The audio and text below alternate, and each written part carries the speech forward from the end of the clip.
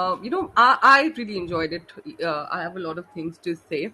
I think it's a fantastic premise. I think it's something that we can all relate to right now after a pandemic. It talks of a second pandemic in the year 2027 in Andaman and Nicobar Islands.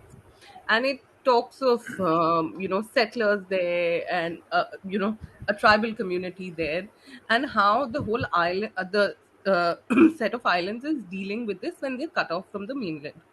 So that I thought was a beautiful premise for a survival drama, and they've created these very interesting characters. There's a doctor, there's a nurse, there's a researcher, uh, there's Sukant Goel's character who's a tour Yeah, guide. So all of these elements come together really nicely. Their stories overlap very well.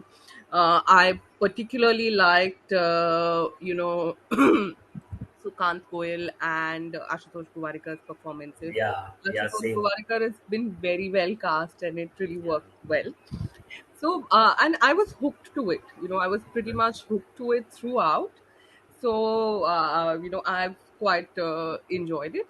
Having said that, there are a few things that came off as a little problematic to me. One was that it's very conveniently set in 2027. It doesn't take into account the current political scenario of Andamans. It does a callback to the pandemic, but it does not do any callback to the pandemic response that was in India during that time.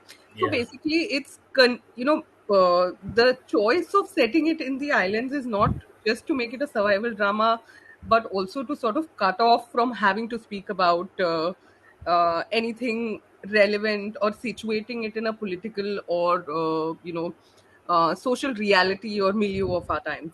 So I think that I found that the series is an island of its own. It hangs in, yeah, in no man's land, yeah. and that to me comes off as a bit problematic. Okay. But those are among the very few of the problems you will see there.